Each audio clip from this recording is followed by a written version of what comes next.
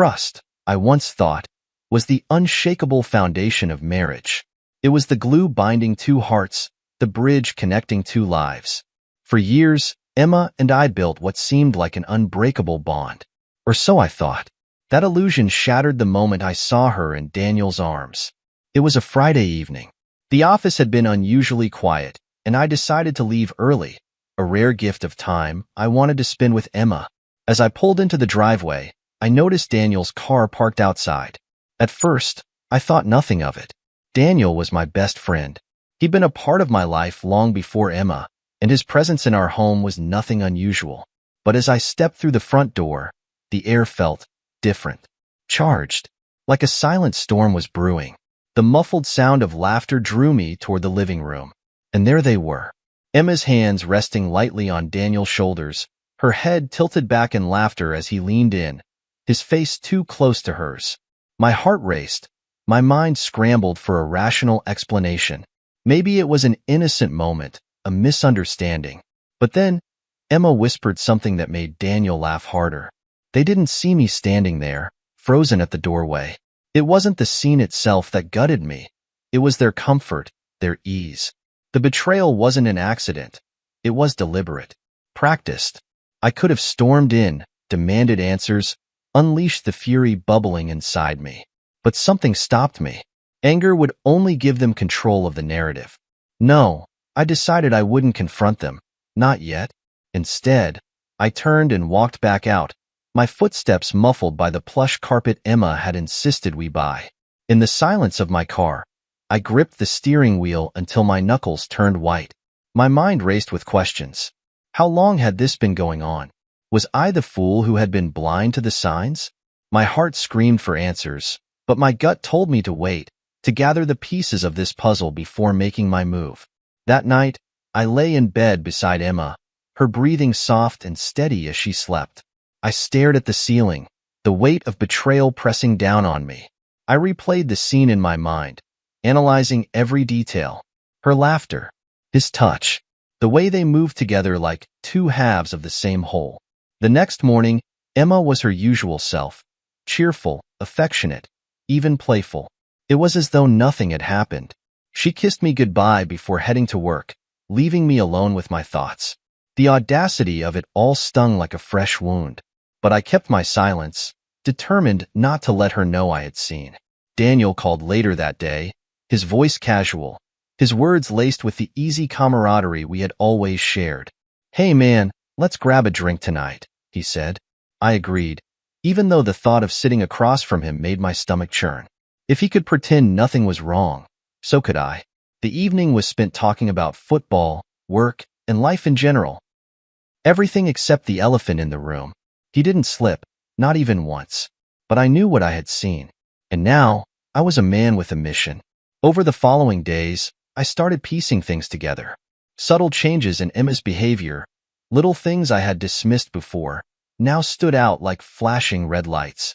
The late nights at the office, the sudden interest in her appearance, the way she always seemed to be texting someone when she thought I wasn't looking. It all added up. And Daniel, my best friend, the man I had trusted with everything. How long had he been smiling in my face while stabbing me in the back? The thought was a bitter pill to swallow, but it also fueled my resolve. I began to observe, to listen, to collect every piece of information that could confirm what I already knew in my heart. The betrayal was a storm, but I was determined to ride it out, to emerge stronger and smarter. They thought they had fooled me, but they had underestimated my patience, my ability to plan, to wait for the perfect moment to strike. Because this wasn't just about catching them in the act. It was about taking back control of my life, my marriage, and my dignity. As the days turned into weeks, I became a silent observer in my own home. Every smile Emma gave me, every laugh we shared, felt like a performance. But I played my part well, knowing the curtain would fall soon enough. And when it did, I would be ready. They say when it rains, it pours. The storm brewing in my personal life soon spilled over into my professional one. It was subtle at first, just a few irregularities in the company accounts. I brushed it off as a mistake, a misplaced decimal perhaps. But as days passed, those anomalies multiplied. each one gnawing at the edges of my peace of mind. I couldn't afford distractions at work, not when my marriage was already a fractured facade. Emma worked in the company's finance department, a role she excelled at, or so I thought. I trusted her judgment implicitly, never questioning her decisions or double-checking her work. That trust now felt like a noose tightening around my neck. It began with a meeting. The CFO, Margaret, a sharp and astute woman, walked into my office with a furrowed brow and a file clutched tightly in her hands. "We need to talk," she said, placing the folder on my desk. The numbers stared back at me, accusingly. Thousands of dollars unaccounted for. A sinking feeling settled in my stomach. "You're the only one with access to these accounts," she added, her voice laced with suspicion. I barely managed to nod. My mind raced as I flipped through the pages, each missing amount like a slap in the face. This wasn't a mistake. It was deliberate. But who? And why? That night, I sat in the study, the file open before me, my thoughts a tangled web. Emma found me there, her expression concerned. "Long day?" she asked, placing a cup of tea by my side. Her voice was warm, her presence comforting. But something about the way she lingered felt off, like she was gauging my reaction. "It's nothing," I replied, forcing a smile. "Just work stuff." Her eyes flickered to the file, a fleeting glance that didn't go unnoticed. She left soon after, but her demeanor stayed with me.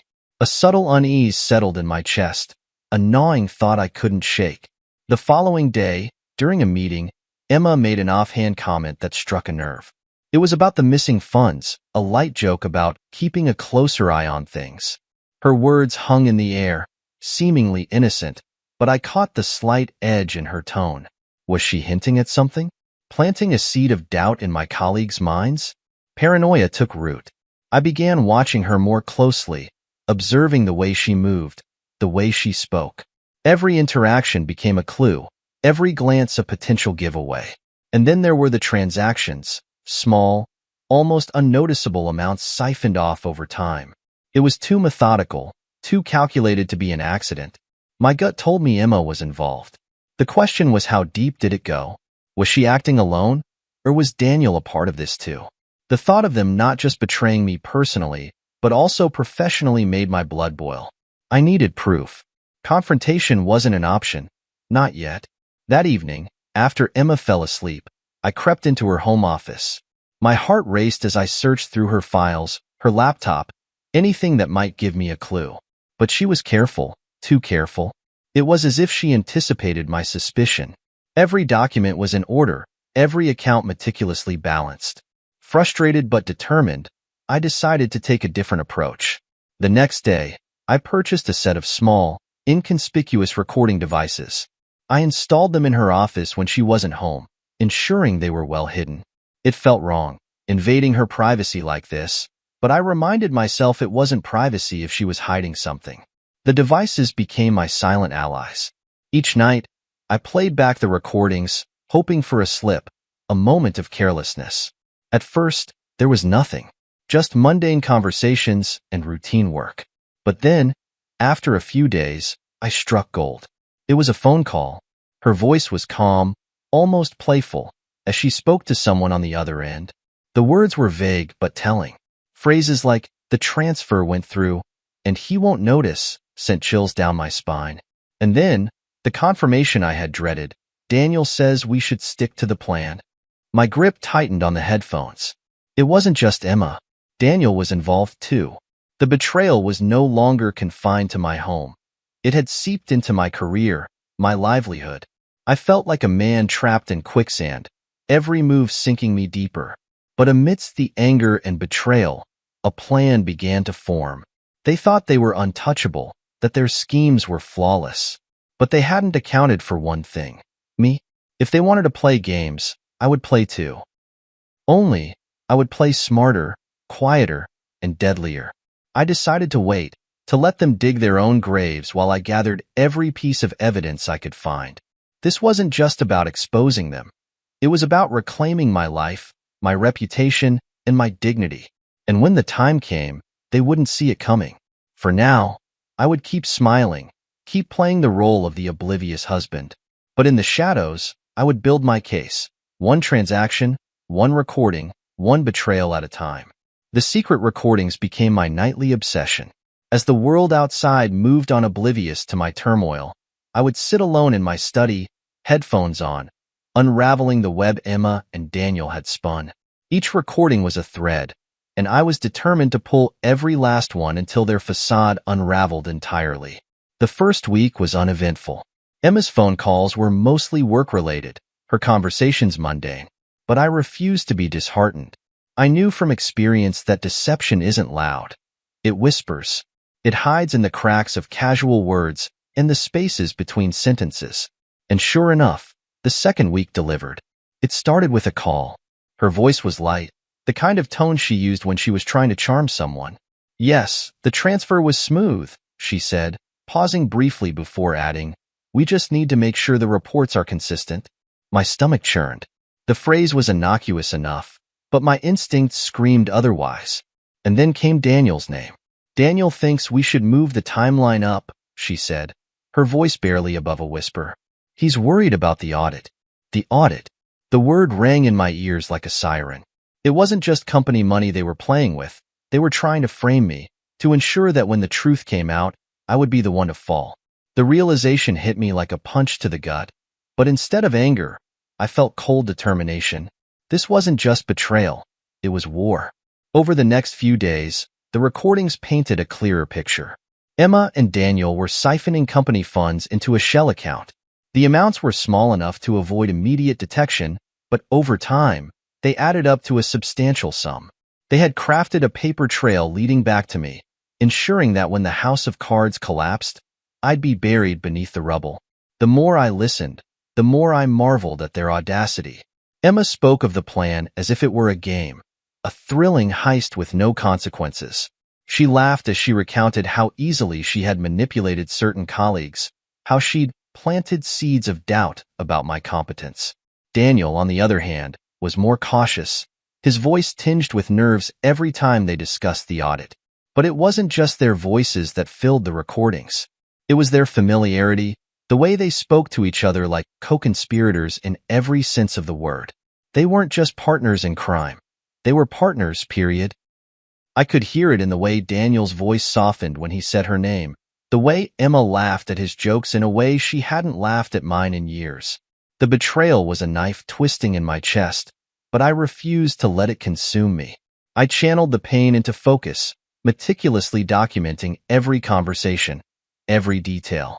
I created backups, storing the files on encrypted drives and in cloud accounts. This wasn't just for me. It was for the company, for everyone whose trust they had betrayed. As the evidence piled up, so did my resolve.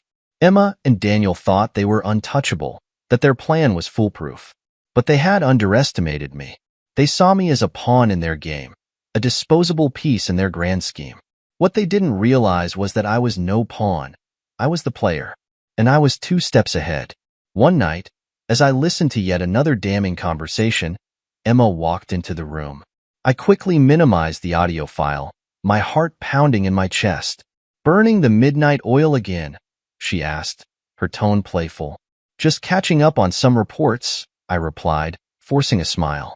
She leaned against the doorframe, studying me. "You've been working a lot lately," she said, her voice laced with something I couldn't quite place. Suspicion? Guilt? I couldn't tell.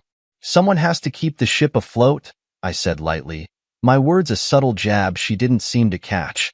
She lingered a moment longer before shrugging and heading to bed. I waited until I was sure she was asleep before resuming the playback.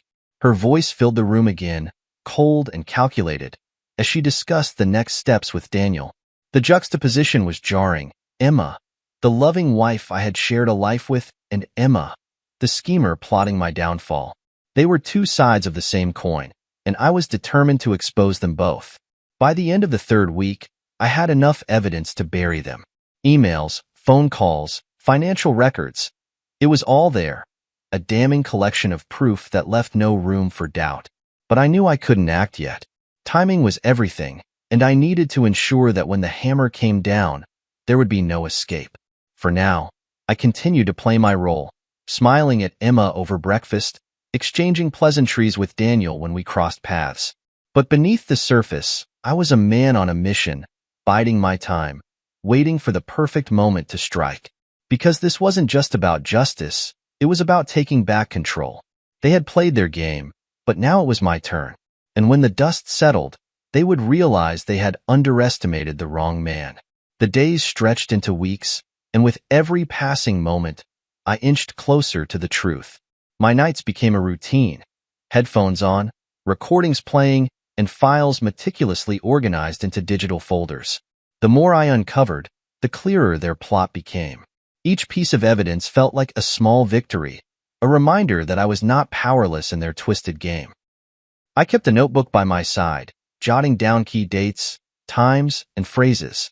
Emma's calls with Daniel were frequent, their conversations a nauseating mix of professional scheming and personal intimacy. It was in one of these recordings that I learned the extent of their betrayal. They weren't just embezzling funds. They were siphoning them into an offshore account under both their names. They planned to disappear once the company collapsed, leaving me to take the fall.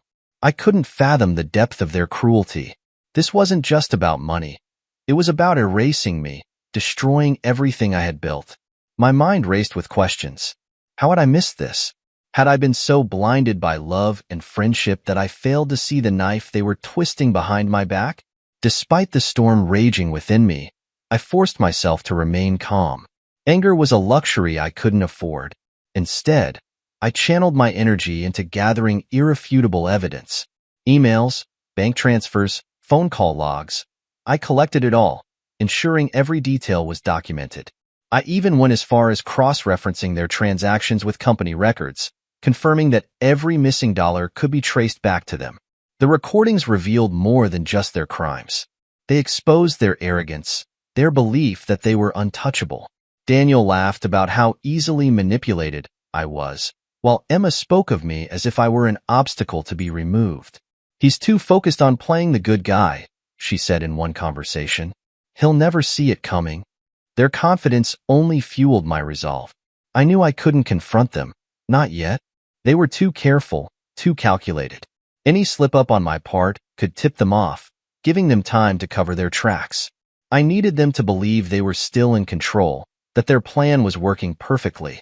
So, I played the part of the oblivious husband. I smiled at Emma during breakfast, asked her about her day, and even pretended to be interested in her stories about work. I maintained my composure around Daniel, shaking his hand and laughing at his jokes, even as my blood boiled beneath the surface. Every interaction felt like a performance, but I knew it was necessary. One evening, as I reviewed a particularly damning recording, I caught myself staring at a photo of Emma and me on our wedding day. Her smile was radiant, her eyes filled with love and promise. I remembered how I had felt in that moment, like the luckiest man in the world.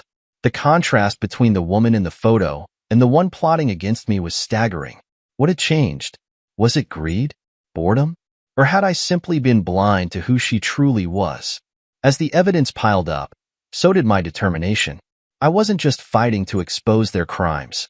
I was fighting for my dignity, my reputation, and my future. They thought they had outsmarted me, that I was a pawn in their game. But they had underestimated my patience, my ability to strategize. Every step they took brought them closer to their own downfall. By the end of the month, I had a complete dossier, emails, bank statements, recordings, and even photos of Emma and Daniel meeting in secret. It was a mountain of evidence, enough to bring their scheme crashing down. But I wasn't ready to act just yet. Timing was everything, and I needed to ensure that when I made my move, there would be no escape. Emma, oblivious to my growing arsenal, continued to play the role of the loving wife. She kissed me goodnight, cooked my favorite meals, and even suggested we take a weekend trip to reconnect. Her performance was flawless, but I saw through it. Every gesture, every word, was calculated. She was trying to keep me distracted, to ensure I didn't suspect a thing. But I wasn't distracted. I was focused, more focused than I had ever been. The weight of their betrayal was heavy, but it was also empowering. It reminded me that I was stronger than they believed, smarter than they gave me credit for. I knew the day of reckoning was coming. Emma and Daniel thought they were playing a game, But they didn't realize I had already rewritten the rules. Every move they made brought me closer to victory, to reclaiming the life they had tried to steal from me. For now, I waited. I smiled, I played along, and I bided my time. Because when the moment came, I wanted them to feel the full weight of their actions, to understand that they had underestimated the wrong man. There's always a moment when the facade cracks, when everything a person believes is under their control starts to crumble. That moment came the day Emma planted falsified documents on my desk. I had been expecting it. For weeks, I had seen her and Daniel inch closer to their grand betrayal, leaving breadcrumbs of deception in their wake. But when I found those documents neatly tucked into my pile of files, my stomach twisted with a mixture of rage and grim satisfaction. They had finally made their move. The documents were a masterpiece of forgery, subtle enough to appear authentic, but damning enough to point the blame directly at me. A series of fake approvals with my forged signature linked to the missing funds. The audit, scheduled for the following week, would uncover the discrepancies, and all eyes would turn to me. Emma had played her hand, confident that I wouldn't see it coming. I stared at the papers for what felt like hours, my mind racing. Anger bubbled beneath the surface, but I forced myself to stay calm. Reacting now would ruin everything. Instead, I slipped the documents into a folder and carried on with my day as though nothing had happened. Emma's demeanor that evening confirmed my suspicions. She was cheerful, almost giddy, as she prepared dinner. She hummed a tune while chopping vegetables, the picture of domestic bliss. But her eyes betrayed her. They sparkled with a triumph she couldn't hide, a smugness that made my skin crawl. She thought she had one. "Long day?" she asked, handing me a plate of food. "You could say that," I replied, keeping my tone casual. "The audit is next week. Should be interesting." Her hand froze for a fraction of a second, the knife she was holding hovering over the cutting board. It was subtle, but I caught it. She recovered quickly, flashing me a bright smile. "I'm sure it'll go smoothly. You're always so thorough." The audacity of her words almost made me laugh. She was laying it on thick, trying to keep me off balance. But I wasn't the same naive husband she thought I was. I had spent months building my case, and her little performance only strengthened my resolve. Later that night, as Emma headed to bed, I settled into my study. The falsified documents sat on my desk, a glaring reminder of her betrayal. I compared them to the originals, meticulously noting every discrepancy. The evidence was damning, not just for Emma but for Daniel as well. They had been careless, and their arrogance had blinded them to the cracks in their plan. I couldn't help but wonder if Daniel had pushed for this escalation. From the recordings, I knew he was growing increasingly anxious about the audit. His voice had been strained in their recent conversations, his tone tinged with desperation. "We need to move faster," he had said in one recording. "If we wait too long, it'll all fall apart." That night, as I replayed their latest conversation, I heard something that made my blood run cold. They were celebrating. Over drinks, they toasted to the success of their plan, laughing about how easily they had manipulated me. "He looked so panicked today," Emma said, her voice dripping with amusement. "It's almost too easy." Daniel chuckled. "He's always been too trusting. That's his problem. He never sees the knives coming." I clenched my fists, my nails digging into my palms. Their laughter felt like a slap in the face, but it also ignited a fire within me. They thought they had outsmarted me, that their plan was foolproof. But they had underestimated the one thing that set me apart: patience. I let their conversation play out, documenting every word. By the time the recording ended, I had everything I needed to expose them. The falsified documents, the recorded conversations, the bank statements, it was all there. A mountain of evidence that would crush their house of cards. But I wasn't ready to act just yet. Timing was everything. I needed to ensure that when I struck, there would be no escape. Emma and Daniel thought they were in control, that they held all the cards. But what they didn't realize was that I had been reshuffling the deck all along. The following morning, I left for work early, leaving Emma to her usual routine. As I drove, I thought about what lay ahead. The audit, the revelations, the fallout. It would all come crashing down soon. But for now, I had to keep playing my role, the unsuspecting husband, the loyal employee. Emma and Daniel believed they were the architects of my downfall, but they were wrong. They were merely pawns in a game they didn't even realize I was playing. And when the moment came, I would make sure they felt the full weight of their betrayal.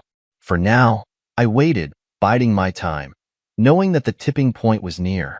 The storm was about to break, and when it did, Emma and Daniel would realize they had underestimated the wrong man. The morning started like any other.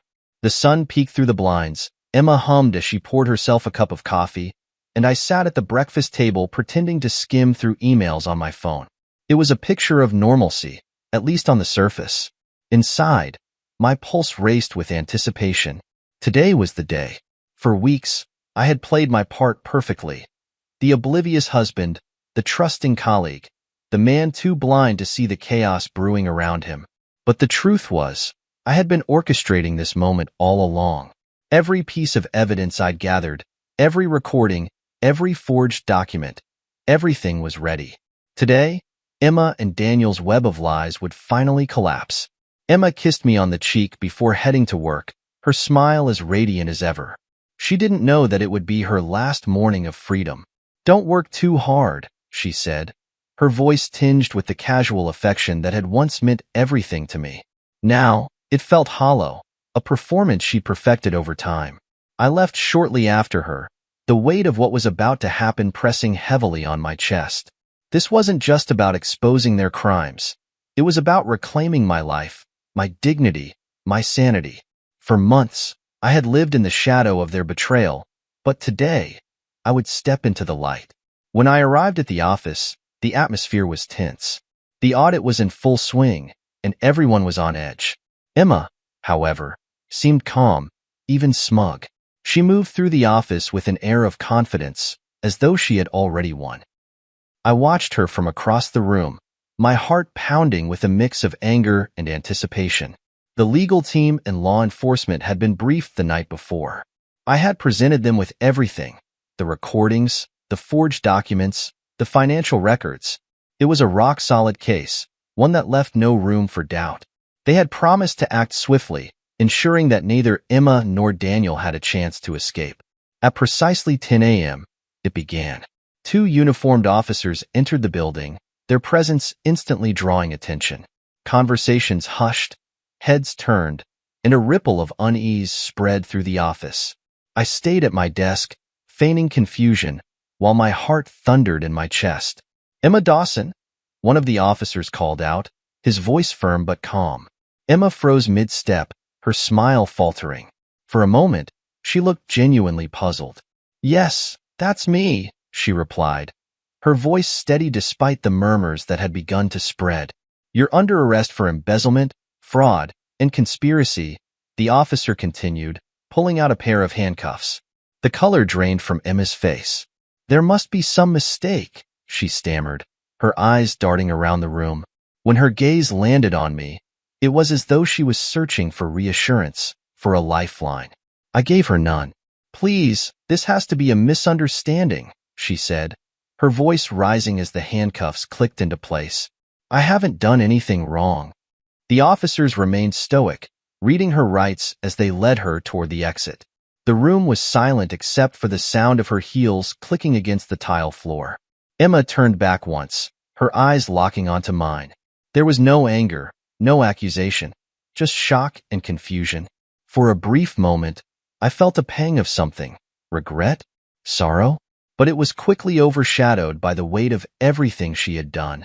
Daniel, on the other hand, was nowhere to be found. He had always been the coward, the one who preferred to hide in the shadows while Emma took the lead. But I knew he wouldn't stay hidden for long. Men like him never did. After Emma was escorted out, the office buzzed with whispers.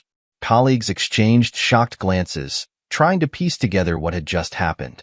I kept my head down, maintaining the facade of a man blindsided by the chaos. But inside, I felt a strange sense of relief. The storm had finally broken. That afternoon, I received the call I had been expecting. It was Daniel. His voice was shaky, his usual bravado replaced with panic. "What the hell is going on?" he demanded. "They arrested Emma. Do you know anything about this?" I almost laughed at the irony. The man who had betrayed me, who had conspired to destroy my life, was now turning to me for answers. I don't know, I replied, my tone measured. But it sounds serious. There was a long pause on the other end of the line. I could almost hear him trying to piece together the puzzle, trying to figure out if I was involved.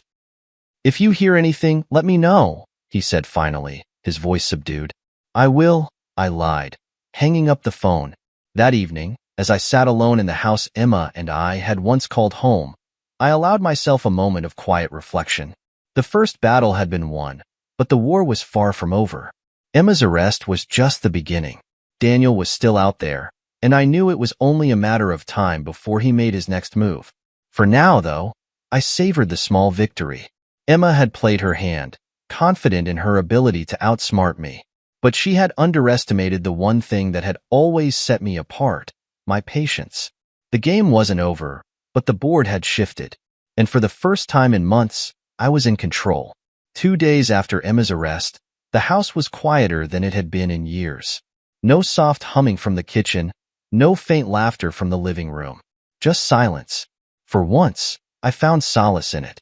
It gave me the space to think, to plan my next move. But the stillness didn't last long. It came in the form of a phone call. I was sitting at my desk, reviewing the company's audit results, clean, thanks to my efforts, when my phone vibrated. The name on the screen made me pause. Daniel. I let it ring twice, debating whether I wanted to hear his voice, then answered with a neutral, hello? His voice was shaky, a far cry from the confident man who had laughed at my supposed naivety. It's me, he said. We need to talk. I leaned back in my chair, letting the silence stretch. About what? About Emma, he replied, his tone almost pleading. She doesn't deserve this. I almost laughed. Didn't deserve this? The woman who had spent months plotting to destroy me, who had smiled in my face while stealing from me, didn't deserve this? But I kept my voice calm, measured. What exactly do you want from me, Daniel? You can stop this, he said, desperation creeping into his voice. You know her better than anyone. You know she's not capable of what they're accusing her of. The irony was almost too much to bear. This man, my so-called best friend, had been complicit in every step of Emma's betrayal, and now he was begging me to save her. I decided to toy with him, just a little. You think I can stop this? Why would I even try? Because you still care about her, he said, his words coming out in a rush. Despite everything, you must still care. She's your wife. Wife. The word felt foreign now, a title that no longer held any meaning. But I played along. Even if I wanted to help, what could I do? The evidence against her is overwhelming. There was a long pause on the other end of the line. When Daniel finally spoke, his voice was quieter, almost a whisper. You know this isn't just about her. It's about us. I froze. The audacity of his words took me by surprise. He wasn't just asking for Emma's sake. He was asking for himself. Us? I repeated, letting the word hang in the air. What do you mean, Daniel? He hesitated, as if realizing he'd said too much. I mean, she's not the only one who'll go down if this continues. There it was. The confession I'd been waiting for. I leaned forward, my grip on the phone tightening. What are you trying to say, Daniel? I'm saying that if you push this, we'll all lose, he said, his voice cracking. The company will suffer. People will lose their jobs. Do you really want that on your conscience? It took every ounce of self-control not to laugh outright. He wasn't worried about the company. He was worried about himself. But instead of calling him out, I decided to deliver a blow he wouldn't see coming. Daniel, I said, my voice calm but firm.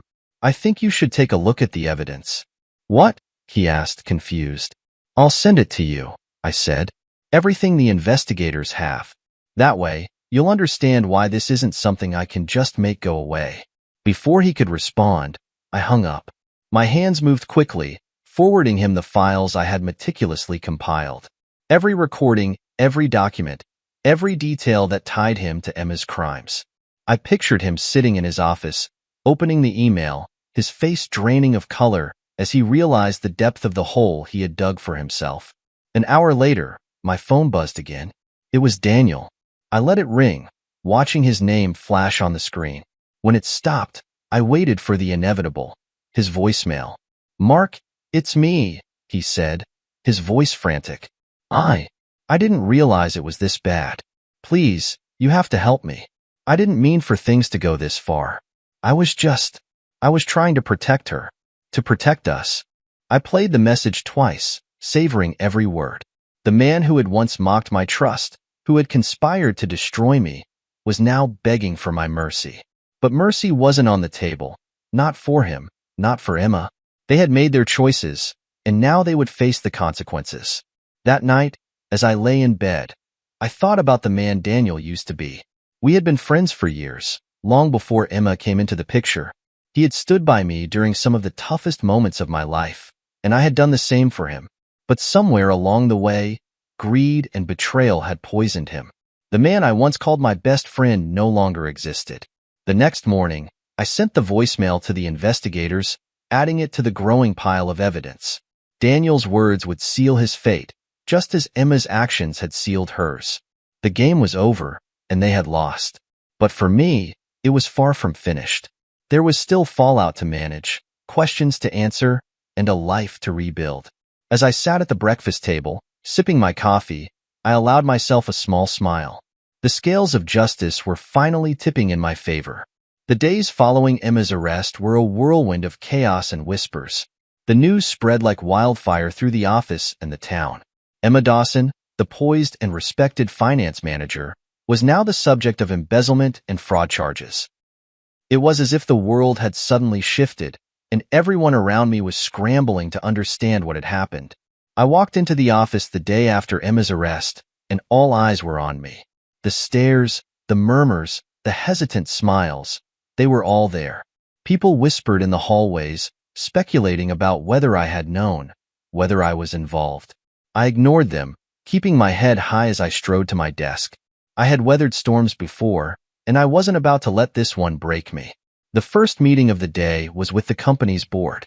They wanted answers, and they wanted them fast.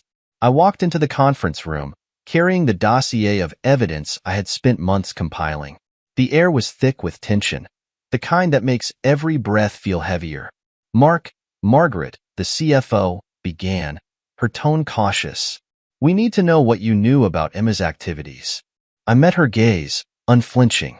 "Everything I know is in this file," I said, sliding the folder across the table. "I've been compiling evidence for months. Emma and Daniel were siphoning funds into an offshore account and forging documents to make it look like I was responsible." There was a collective gasp as the board members flipped through the documents, their faces growing grimmer with each passing page. Margaret looked up at me, her eyes wide with shock. "You knew all this, and you didn't say anything?" "I needed a solid case," I replied. "If I had confronted them too early, they would have covered their tracks. This was the only way to ensure justice." The room fell silent as the weight of my words sank in. Finally, one of the board members spoke up. "You've done the company a great service, Mark. But this is going to have ripple effects." Ripple effects. That was putting it lightly. The fallout was immediate. Emma's trial date was set within days, and the media latched onto the story, spinning it into headlines that painted her as a villain. "Corporate embezzlement scandal rocks local business," and "finance manager accused of betrayal and fraud" were just a few of the headlines I saw splashed across news outlets. As for Daniel, his attempt to disappear was short-lived. The investigators tracked him down within a week, and he was arrested at his home. I wasn't there to see it, but I imagined the look on his face when they knocked on his door, warrant in hand. It was a fitting end for a man who had spent so much time plotting my downfall. The trial was a spectacle. Emma sat in the defendant's chair, her once confident demeanor replaced by a hollow expression. She avoided looking at me, her gaze fixed on the floor as the prosecution laid out the evidence against her. The recordings, the forged documents, the bank transfers, it was all there. A damning case that left no room for doubt. Daniel's trial ran parallel to Emma's, and though he tried to shift the blame onto her, the evidence implicated them both equally. They were a team in every sense of the word, and now they would face the consequences together. I attended every session, sitting quietly in the back row. Watching Emma unravel under the weight of her lies was a strange experience. There was a part of me that felt vindicated, but there was also a lingering sadness. This was the woman I had once loved, the woman I had promised to spend my life with.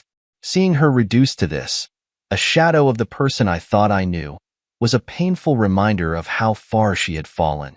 The sentencing was swift. Emma and Daniel were both found guilty on multiple counts of embezzlement, fraud, and conspiracy. They were sentenced to several years in prison, their once bright futures now reduced to a bleak reality. As the judge read their sentences, I felt a sense of closure wash over me. The chapter was finally coming to an end, but the fallout extended beyond the courtroom. The company was in damage control mode, working tirelessly to rebuild its reputation. I was reinstated to my position, my name cleared of any wrongdoing. Colleagues who had once looked at me with suspicion now offered apologies, their attitudes shifting as the truth came to light. Despite the vindication, there was a part of me that felt hollow. The betrayal had left scars that wouldn't heal overnight. I had lost not just a wife, but a friend in Daniel. The people I had trusted most had turned against me, and that kind of pain doesn't disappear easily. In the weeks that followed, I focused on rebuilding. I threw myself into my work, determined to help the company recover. I spent more time with family and friends, reconnecting with the people who had always been there for me. Slowly but surely, I began to piece my life back together. The whispers at the office eventually faded, replaced by a new sense of respect from my colleagues. They saw me as someone who had weathered the storm and come out stronger on the other side. And in many ways, they were right. I had survived the worst, and now it was time to move forward. But even as I moved on, I couldn't shake the lessons I had learned. Trust is fragile, and betrayal can come from the people you least expect. It was a harsh truth, but one that had shaped me into the man I was becoming. And as I sat in my office, staring out at the city skyline, I promised myself one thing. I would never let anyone take advantage of me again. The courtroom was quiet as the judge's gavel struck, signaling the end of Emma and Daniel's trial. The words of their sentences hung in the air, reverberating through the room like the final chords of a symphony. For Emma, 10 years. For Daniel, 8. The justice system had spoken, and the world I once knew had been officially dismantled. I sat in the back row, my hands resting on my lap, feeling a mix of emotions I couldn't quite articulate. Relief, yes. Vindication, absolutely. But there was also an undercurrent of something darker. Grief, perhaps, for the life I thought I had, the people I thought I knew. Emma didn't look at me as the officers escorted her out. Her head was bowed, her once confident posture reduced to a slumped shadow of the woman I had married. For a moment, I wondered if she felt remorse, if she regretted the lies, the betrayal, the choices that had led her here. But I quickly pushed the thought aside. It didn't matter anymore. What mattered was that it was over. After the trial, I found myself standing outside the courthouse, watching the world move around me. Reporters swarmed, their cameras flashing, their questions sharp and invasive. "Mr. Carter, how do you feel about the verdict? Do you have anything to say to your wife? What's next for you?" I ignored them all, walking past the sea of microphones and lenses, my focus on the car waiting to take me away from the chaos. As the driver pulled into traffic, I leaned back against the seat, closing my eyes for a moment. The weight of the last few months settled on my shoulders, heavier now that the adrenaline had worn off. The house was eerily silent when I returned home. I walked through the empty rooms, my footsteps echoing against the walls. It was the same house I had shared with Emma, the same place where we had built a life together. But it felt different now, hollow and cold, as though her betrayal had seeped into the very foundation. I wandered into the study, where my journey toward uncovering the truth had begun. The desk was still cluttered with files and notebooks, remnants of the investigation that had consumed my life. I sat down and stared at the evidence I no longer needed, the recordings and documents that had once felt like lifelines. For a moment, I allowed myself to reflect. How had we gotten here? How had a marriage that began with so much love and promise unraveled into lies and betrayal? The answers weren't simple, and I wasn't sure I would ever fully understand them. But what I did know was that I had survived. I had come out of this storm battered but standing. I picked up a photo frame from the desk. It was a picture of Emma and me on our wedding day, her smile radiant, mine full of hope. I stared at it for a long time, remembering the vows we had exchanged, the promises we had made. It felt like a lifetime ago. With a sigh, I placed the photo face down and turned my attention back to the present. The days that followed were a blur of meetings and media inquiries. The company had officially reinstated me, and I threw myself into rebuilding its reputation. Colleagues who had once been distant now treated me with newfound respect, their apologies for doubting me coming thick and fast. I accepted their words but kept my guard up. Trust was a fragile thing, and I had learned the hard way that it could be shattered in an instant. In quieter moments, I found myself reflecting on what the ordeal had taught me. Life had a way of pulling the rug out from under you, forcing you to confront truths you'd rather ignore. I had learned to be patient, to stay calm under pressure, to see through the masks people wore. And most importantly, I had learned that betrayal didn't define me. It wasn't a reflection of my worth, but of their flaws. One evening, I decided to pack up the evidence, the recordings, the files, everything that tied me to this chapter of my life. I placed it all in a box and carried it to the attic, storing it away like a relic of a battle-hard one. As I closed the attic door, I felt a sense of closure, a weight lifting from my shoulders. But closure didn't mean forgetting. The scars of betrayal were still there, faint but permanent reminders of what I had endured.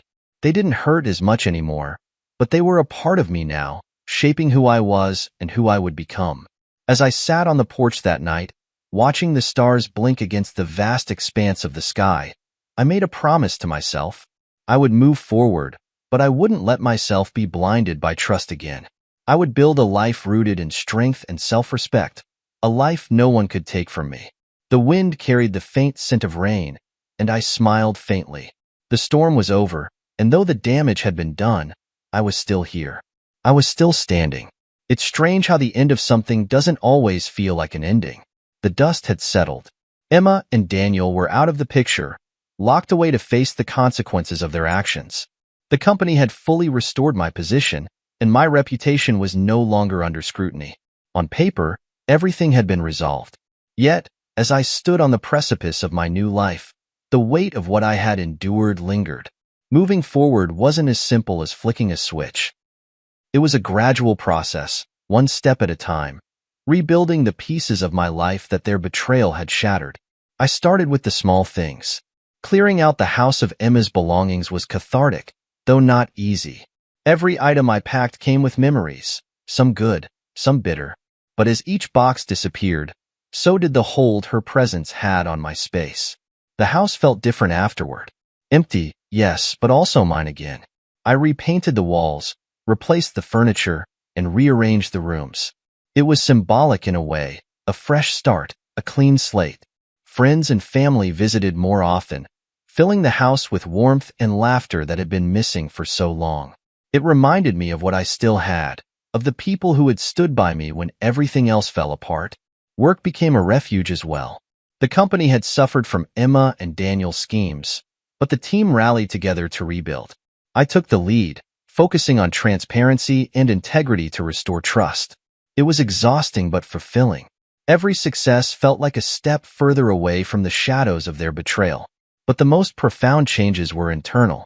I was no longer the man I had been before all of this. The naive husband who believed in unconditional trust and loyalty was gone. In his place was someone sharper, stronger, more guarded. I had learned to listen to my instincts, to question things that didn't feel right. It wasn't cynicism. It was wisdom born from pain. I also allowed myself to reflect on what I wanted out of life moving forward.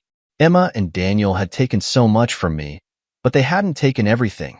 I still had dreams, goals, and a vision for my future.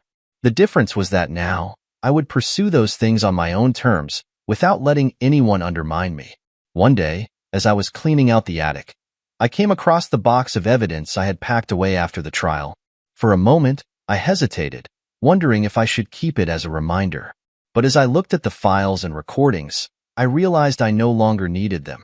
The lessons they had taught me were already etched into my soul. So, I took the box to the fireplace and watched as the flames consumed it, piece by piece.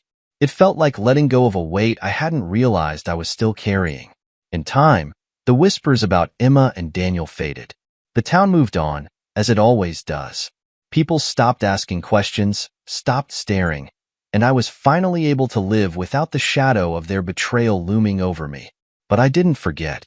Forgetting would mean risking the same mistakes again, and I wasn't the kind of man who made the same mistake twice. Eventually, I started to open myself up to new possibilities.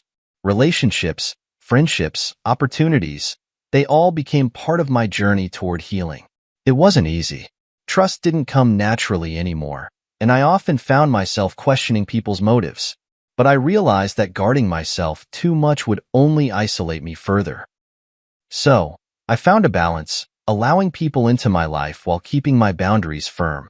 One evening, as I stood on the balcony of my newly redecorated home, I looked out at the horizon, the city lights twinkling in the distance. The world felt vast and full of potential. For the first time in a long time, I felt at peace. The betrayal that had once consumed me was now just a chapter in my story, one that had shaped me but no longer defined me. Moving forward wasn't about forgetting the past. It was about learning from it, growing because of it, and refusing to let it hold me back.